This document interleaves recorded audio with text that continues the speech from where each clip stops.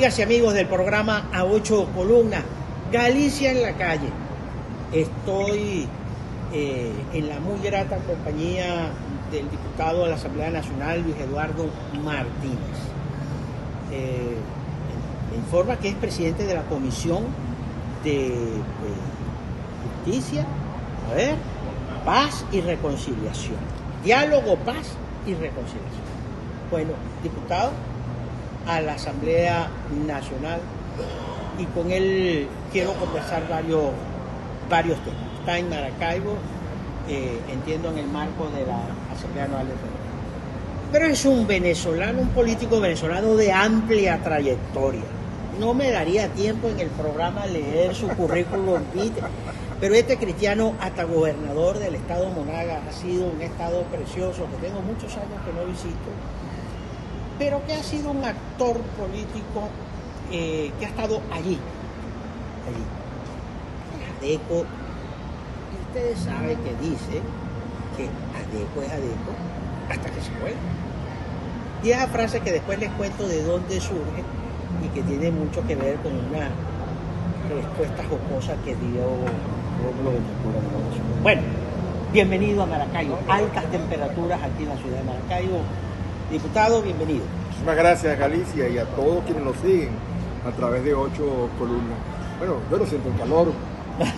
No, porque es el calor del zuliano, pero que se parece mucho al calor oriental, ¿sí?, de mi adoptiva Monaga, pero también al calor de mi natal Aragua. De tal manera que me siento comodísimo. Además, hoy lo he recordado muchísimo. Mi papá era zuliano, de Casigua el Cu, Zulia adentro, de tal manera que aquí tiene a un medio zuliano que está entusiasmado por estar en Maracaibo en esta oportunidad en la Asamblea Anual de Fede Cámara, respaldando a los empresarios, dando el mayor apoyo como primer vicepresidente de la Comisión para el Diálogo, la Paz y la Reconciliación de la Asamblea Nacional. El presidente es el propio presidente de la Asamblea Nacional, el diputado Jorge Rodríguez Gómez. Es tal la importancia que en el Parlamento se le da a esa comisión que el propio presidente de la Asamblea Nacional preside la comisión. Señalo otra vez, yo soy el primer vicepresidente. Bueno, el Parlamento presente en esta conversación, pregunto, viene el presidente Nicolás Maduro, viene la vicepresidenta. En eso que llaman la cuarta, era muy común que la Asamblea Anual de Fede Cámara invitara por lo menos al ministro de Hacienda, por lo menos al ministro de Economía, a que presentara un saludo y algunas ideas sobre las políticas económicas del gobierno. ¿Esto va a ocurrir en esta asamblea?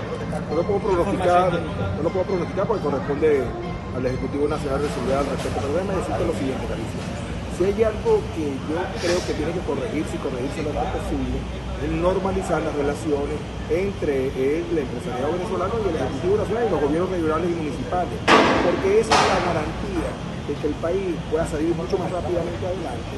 Hace aproximadamente 2 años y medio, cuando se nombró la comisión, el primer acto público fue ir a Fede Cámara.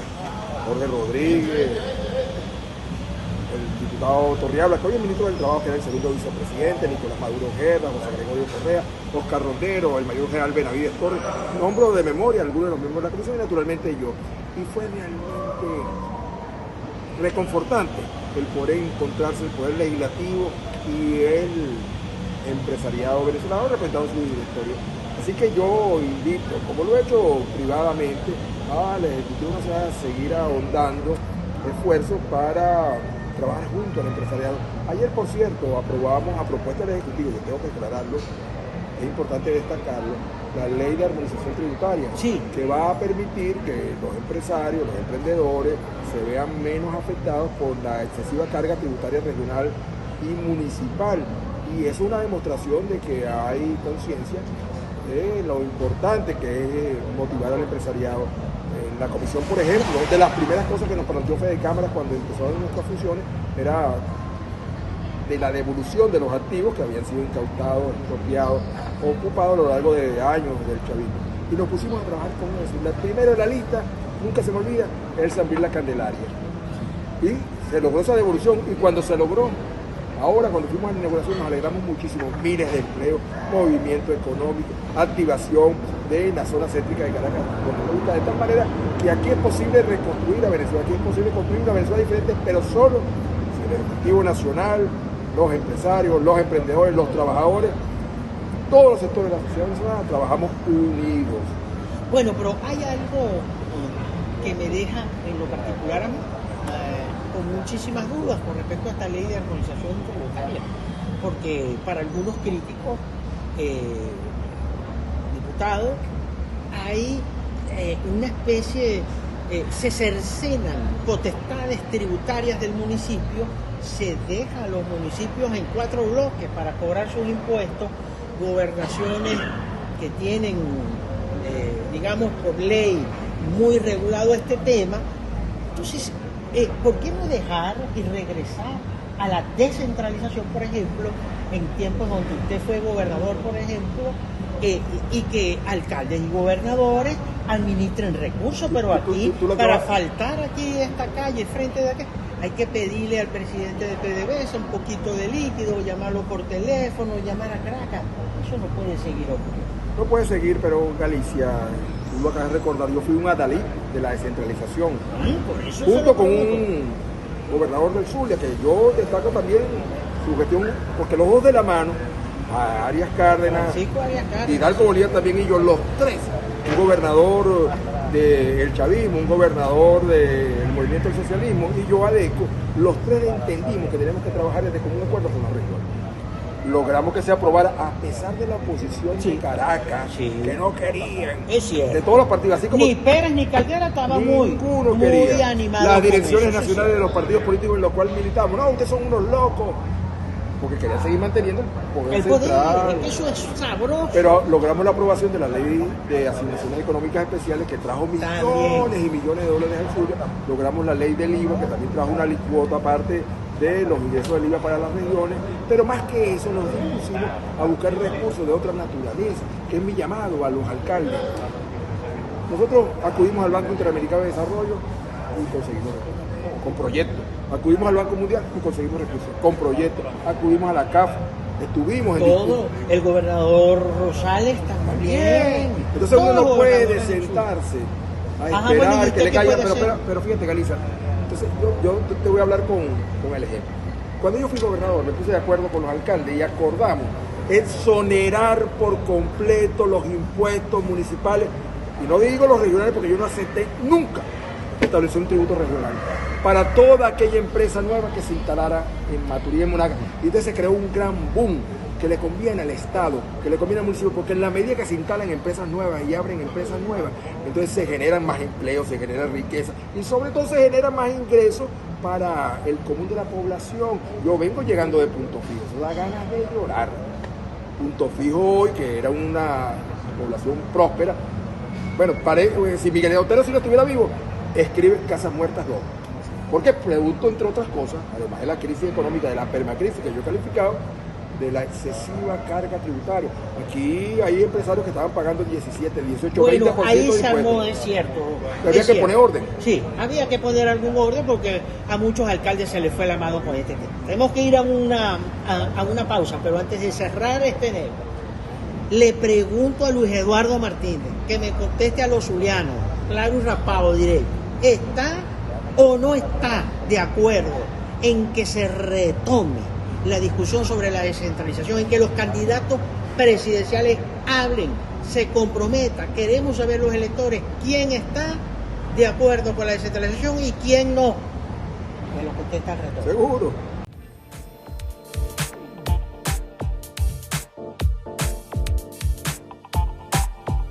Ya regresamos con A Ocho Columnas.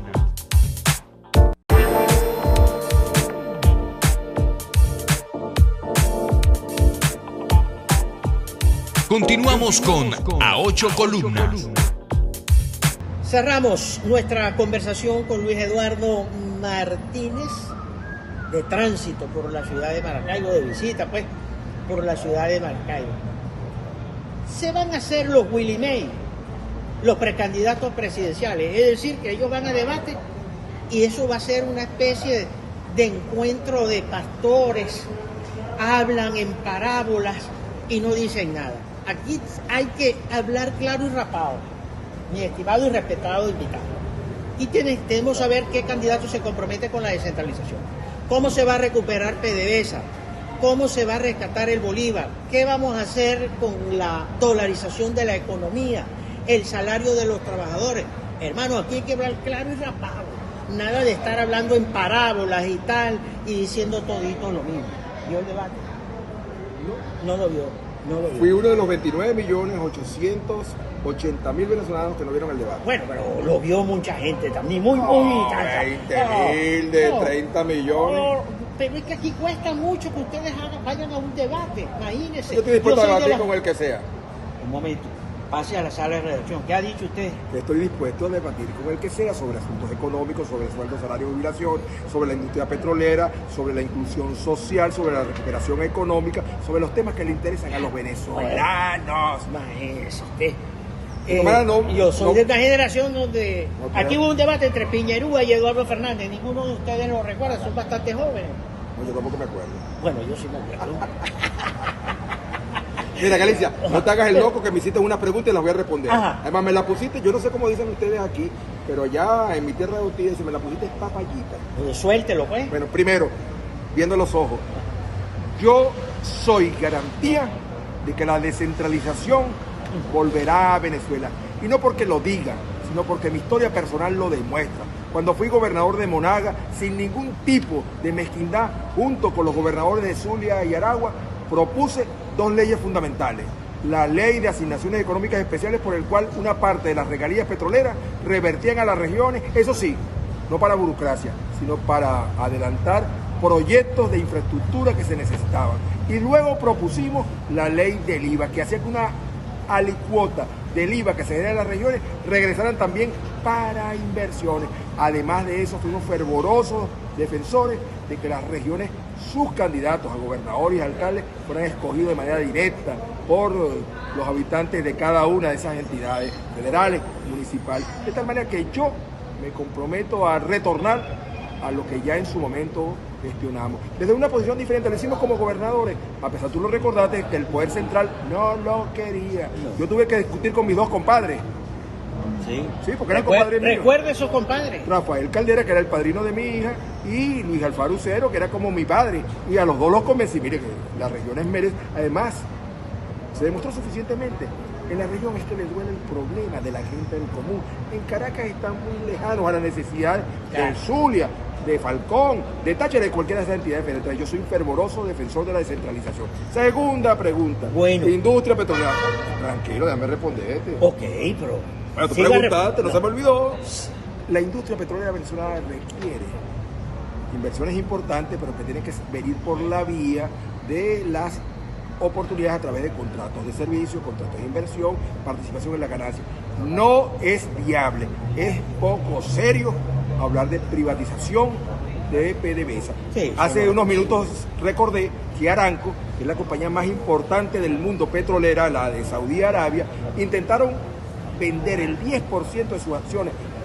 Reitero, la petrolera más importante del mundo, la que produce 8 millones de barriles diarios, la más eficiente, y no fue posible colocar esa participación accionaria porque ese es un negocio que los estados terminan por su volumen preservando.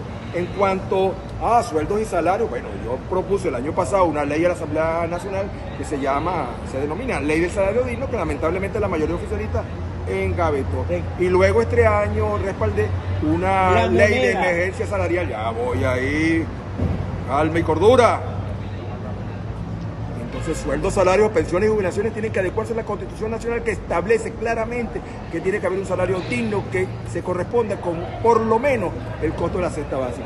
Con la moneda, ay, qué papaya. Yo hice hace muchos años en Estados Unidos un MBA, una de las más prestigiosas universidades de Estados Unidos, y puedo buscarla y la voy a sacar, la campaña electoral la enseño. Cuando yo terminé mi MBA, mi tesis fue: ¿es conveniente la dolarización para Venezuela? Y mi conclusión, en esa época, hace un montón de años, que la dolarización era conveniente para Venezuela. Ayer nada más estuve hablando con un diputado ecuatoriano que está de visita de bajo perfil en Venezuela, y estábamos hablando precisamente de la dolarización en el Ecuador, que se adelantó en el año 2000. A pesar de que Correa, manifiestamente socialista, izquierdista, gobernó durante 10 años, no se atrevió a revertir la dolarización porque garantiza estabilidad, seguridad, la inflación no se verá en los niveles groseros de ahora. Y entonces cuando algunos me dicen, bueno, pero que por razones ideológicas este gobierno no va a permitir la dolarización, yo incluso le he dicho a algunos de ellos, bueno, vamos a hacer una cosa, yuanicen. Bueno, así como la dolarización implica tomar el dólar como moneda referencial, pongan el yuan, que es la moneda de China. Yo estudié en China también. Óyeme, esa es la segunda economía del mundo. Ese es un país que dentro de 10 años, una cosa es el régimen político y otra es el desempeño económico. Tiene las mayores reservas del mundo, tiene los mayores niveles de importación del mundo, tiene los mayores niveles de exportación del mundo, tiene cada año millones y millones de chinos salen de la pobreza a la clase media y más alta. Yo cuando estudié allá, mi hija fue a visitarme, chiquita, 8 años, es una muñequita terrible, inteligente, y cuando se bajó en el aeropuerto de Beijing, Lamborghini, Maserati, Ferrari, le digo, caramba, papá, y esto es el comunismo. Le dije, no te equivoques, hija, este es el comunismo chino. Sí. Como dijo Deng Xiaoping, no importa de qué color es el gato, lo importante es que case ratones. Entonces los venezolanos lo que quieren son soluciones. Bueno, no está muy lejos de eso porque si te vas a La Guajira, allá circula el bolívar, el dólar, el peso. Anda más a San Cristóbal para que tú veas que no conocen el bolívar. No, güey. Todos los precios en pesos colombianos. Pero aquí tenemos que saber qué va a pasar, es cuál que además, es el destino con el bolívar. Aquí hay una dolarización de facto. Sí, de facto. Aquí hay una dolarización de facto porque una parte de la ecuación, que es la de los precios, está en dólares. ¿Cuál es la parte de la ecuación que no está en dólares? Los sueldos, los salarios. Entonces, en Panamá, por ejemplo, hace muchos años, ahí se mantiene el colón como moneda, pero circula el dólar. En la mayoría de los países europeos, junto con el euro, circula el dólar. En la propia China, o transabas en yuanes o transabas en euros. De esta manera que no hay que tenerle temor. Es más, Zimbabue, hace pocos años vivió una hiperinflación similar a la venezolana y la resolvió con la que llaman ellos una secta de moneda. Es decir, el yuan, el yen, el rublo, el euro y el dólar, pero todos monedas fuertes. Complicadísimo como sencillo. Nuestra moneda ha estado.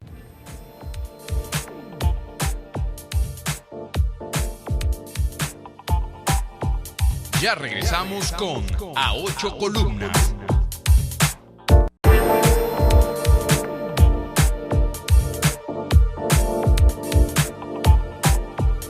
Continuamos con A Ocho Columnas.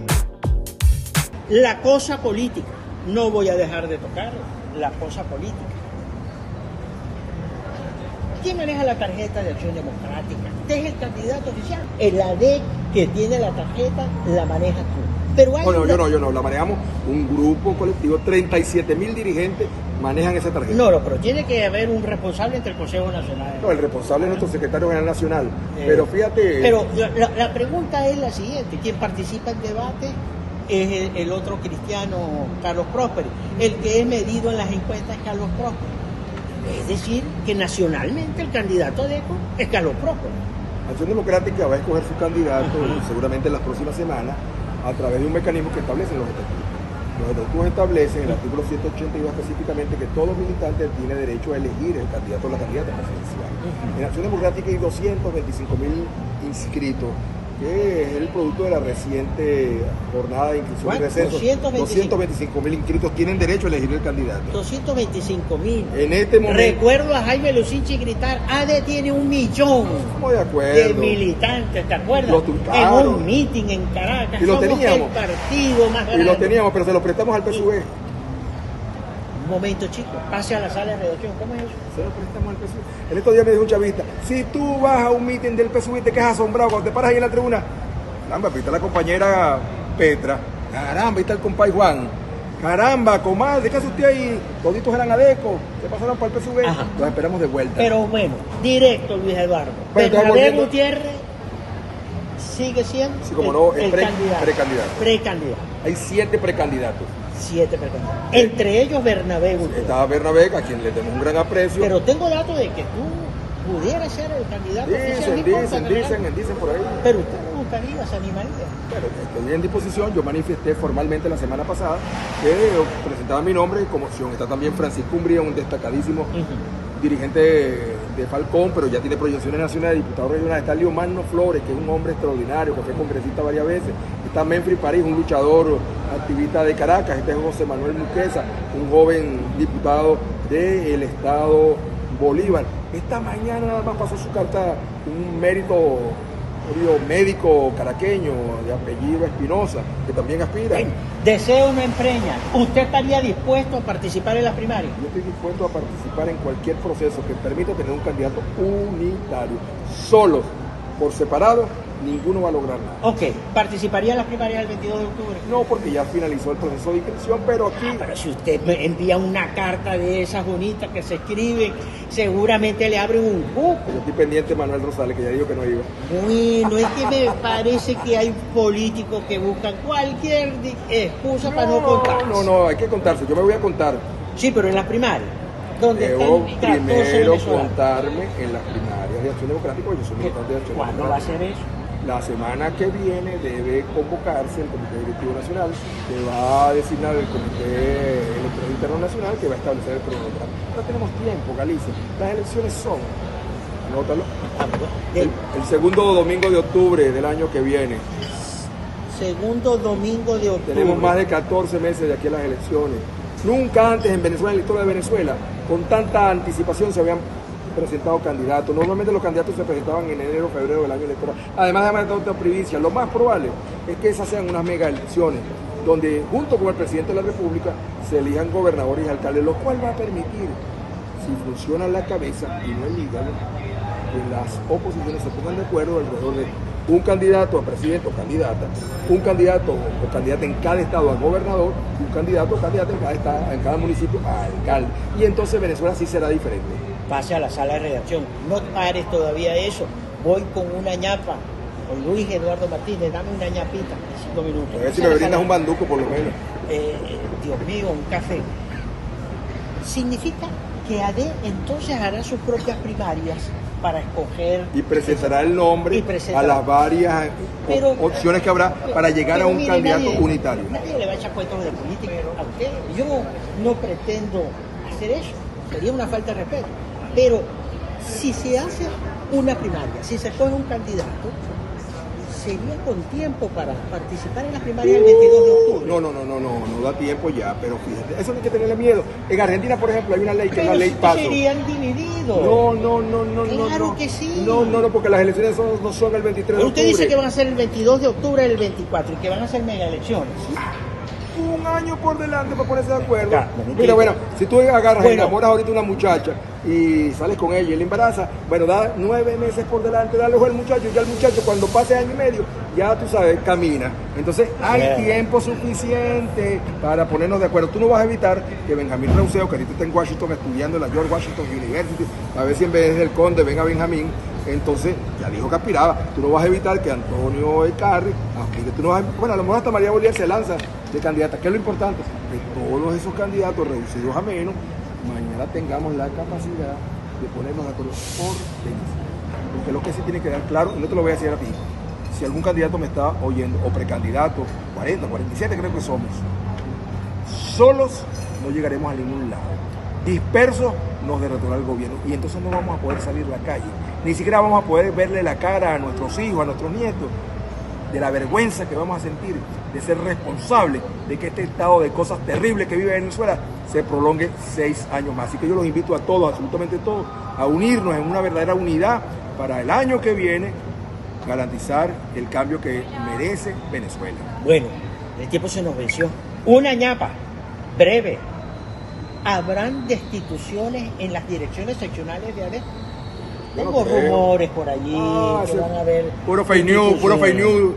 Fíjate que ahora digo fake news, no como antes decíamos. ¡Wow! Noticia falsa, chico. Te puedo decir como es la verdad, como decíamos antes, es pura paja. Pura paja. No va a haber destituciones. Porque se está cumpliendo con los estatutos. Es decir, es un ejercicio de democracia interna que conviene a la organización. Si yo fuera el jefe absoluto, yo estaría contentísimo. Es más, que no quede 7 candidatos, que haya 20 para que cada uno salga, visite, camine, toque puertas, emocione y después, eso sí, unidos todos para ir a la siguiente etapa, que es unir a la oposición. Muchas gracias. Hermano, muchísimas gracias. Contentísimo. Un saludo a todos. Un saludo a todos. Zulia. tuve un lapso allí entre Bernabé y el otro Cristiano Bernabé Gutiérrez. No me asustaste, yo Pero- no, Luis candidato. Bueno, porque quería decir Dios lo tenga en la gloria, un tremendo sí, hombre. Sí, bueno, yo le entrevisté y, cuando fue candidato. Es que Adé no puede te regañó? Bueno, ese hombre regañaba a todo el mundo. Era más bravo que Pillerúa. Y se podía hablar de todo. Es que Adé no puede salir con tantos jóvenes que tiene y con tanta gente experimentada con un candidato que ya dio. Bueno, muchísimas gracias. Tuve la asistencia de mi amiga Leonor Argüelles. Gracias, Leonor, por este contacto. Sigan con nuestra excelente programación. Será de noticia. Y donde está la noticia, Está Galicia. más vale creer en Dios que en hombres poderosos. El Señor bendiga sin límite Amén. al pueblo zuliano.